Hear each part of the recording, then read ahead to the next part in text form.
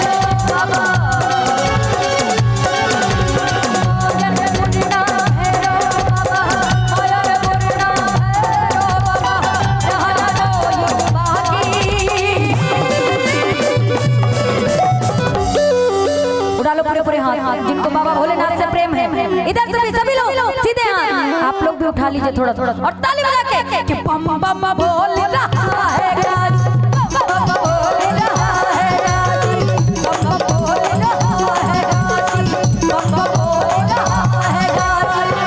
गंगा की पावन धारा, गंगा की पावन धारा और शंकर अविनाशी।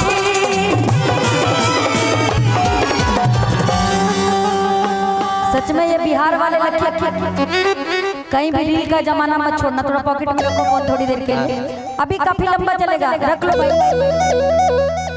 रील वालों मेहरारू करिया मिलेगी फिर हमको मत कहिएगा।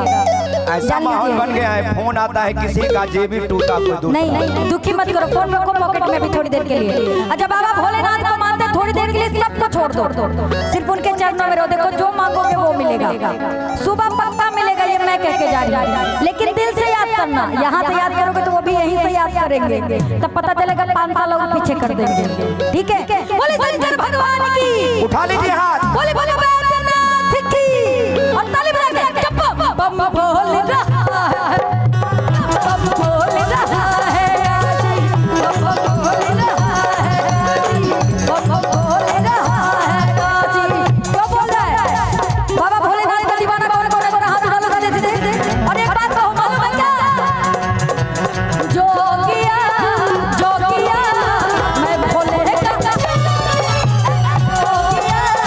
जोगिया मैं भोले का, जोगिया मैं जोगिया, मैं जोगिया, मैं जोगिया, मैं बाबा तेरा जोगिया, जोगिया जोगिया मैं भोले का, जोगिया जोगिया जोगिया मैं भोले का।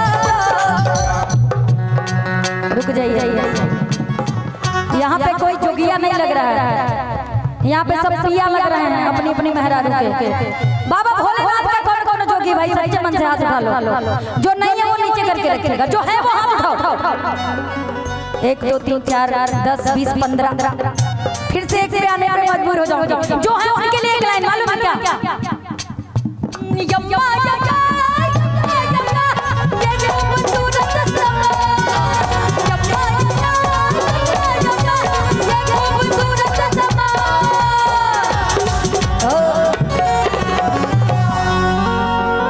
इतना खूबसूरत समा इसके बाद कोई बना देगा ना तो मैं फ्री में आऊंगी गाने, ये जान लो। मैं फ्री में लखीसराय आऊंगी गाने अगर इतना खूबसूरत बना देगा कोई। उठा लो मेरे हाथ सभी लोग। बाबा भोलेनाथ की कसम है जिनके हाथ नीचे रखे, हाथ उठाना, लात मत उठा लेना, नहीं तो वो त्रिशूल मारेंगे ना तो वापस स्वर्ग चले जाओगे। बोले बोले भोलेनाथ की। और तन की यम्मा यम्मा यम्मा यम्मा ये खूबसूरत समा, यम्मा यम्मा यम्मा यम्मा ये खूबसूरत समा। और क्या सोचते हो दिल दिमाग में कि बस आज बस आज बस आज बस आज की रात है जिंदगी, कल तुम कहाँ हम कहाँ, बस आज की रात है जिंदगी, कल तुम कहाँ हम कहाँ। यम्मा यम्मा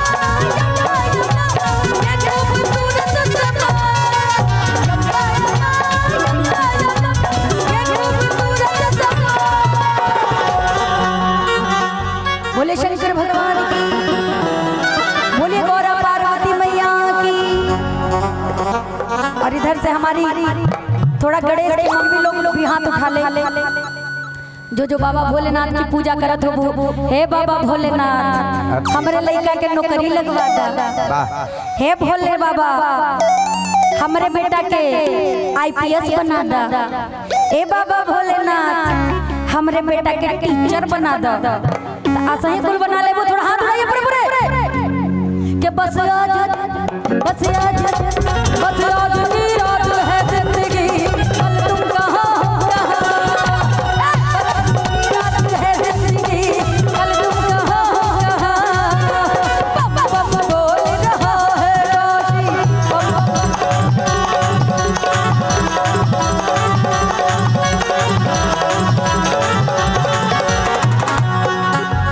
बहुत ज्यादा एनर्जी में गाली भैया रुकेगा। सरोज भैया अब आप लोगों की एनर्जी देखने कितना कौन मानता है बाबा भोलेनाथ को। अभी शिवरात्रि आने वाली है, तो कौन कौन शिवरात्रि के लिए तैयार है भाई? सब तैयार हो ना? कहते हैं कि काल हो कष्ट हो कलेश हो दुख हो दरिद्र हो, और इसी बात में क्या कहेंगे, हाथ ऊपर होने चाहिए पूरे पूरे। और क्या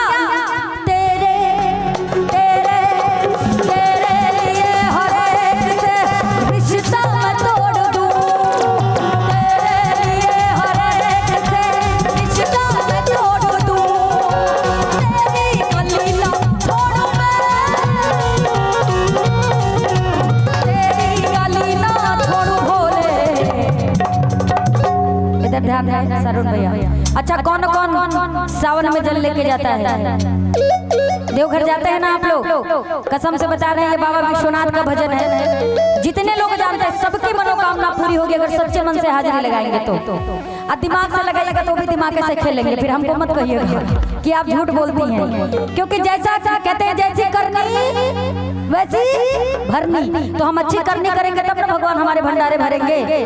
पता चलेगा यहाँ ज्योति माही शंकर भगवान का भजन गा रहे हैं, अपने गर्लफ्रेंड से बतिया रहे हैं। ऐसा नहीं होना चाहिए ना। बोले शंकर भगवान की कि तेरे लिए हर एक से रिश्ता मैं तोड़ दूं, तेरी गली ना छोड़ू भोले, कि तेरी गली ना छोड़ू भोले, दुनिया में छोड़ दूं, कि तेरी गली ना छोड़ू मैं। क्या छोड़ दे कि तेरी गली ना छोड़ू मैं? अरे दुनिया में छोड़ दूं, तेरी गली ना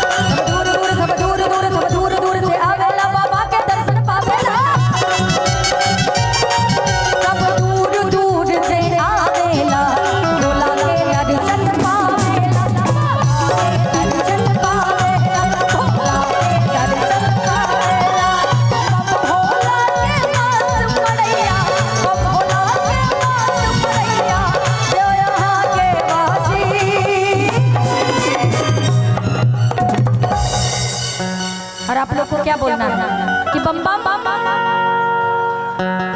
अच्छा बम बम बोल रहा है, यहाँ काशी नहीं बोल रहा है, हमारा बिहार है तो हम लोग ये भी बोल सकते हैं कि बम बम बोले बिहार के वासी।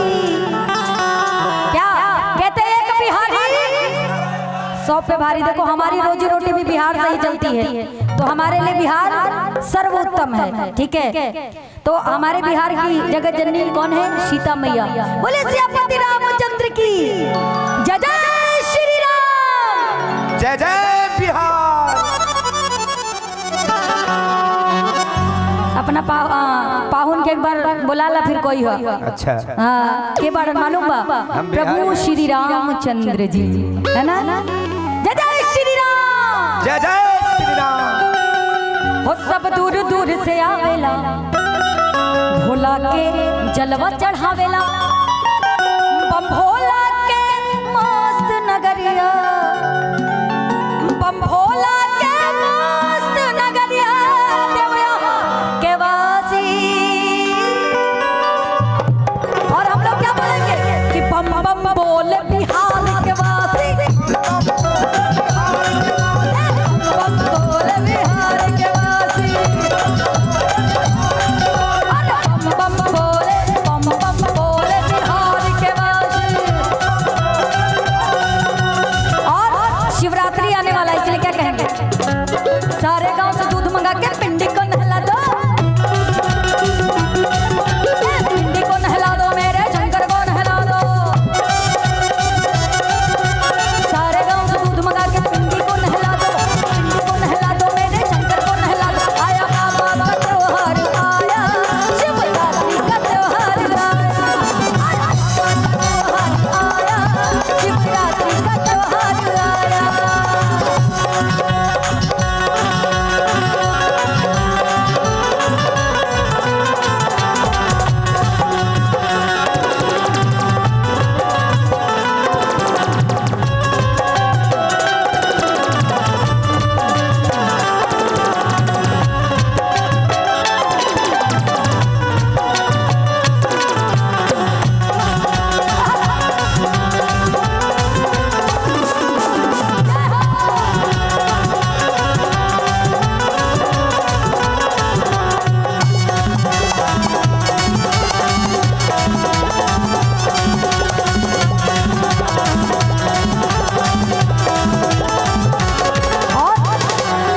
हो जिस शहर की मिट्टी पारस है, उस शहर का नाम बनारस है।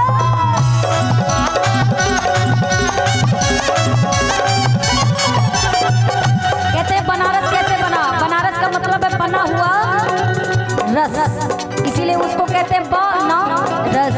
हाँ हो जिस शहर की शहर की शहर की शहर की मिट्टी पारस है, उस शहर का नाम बनारस है।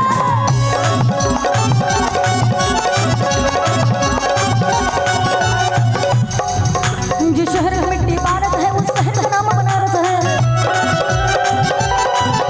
जिस शहर की मिट्टी पारस है, उस शहर का नाम बनारस है। उस शहर का नाम बनारस है, उस शहर का नाम बनारस है। बिना नाम के मस्त पड़ैया, बिना नाम के मस्त पड़ैया, जो यहाँ के वासी। अच्छा भजन का ये अंतिम लाइन है। जितने लोग बाबा भोलेनाथ के दीवाने हैं जरा पूरे पूरे हाथ उठाएं। जितने दीवाने हैं, जितने किसी और के दीवाने हैं वो हाथों को नीचे रखते हैं। देखो भैया उठा लो भाई। हाँ ये बात तब बतावा। और आइए सीधे ताली बजा करके पूरे पूरे हाथ ऊपर और एक साथ मिलके कि बम बम बम बोल रहा है।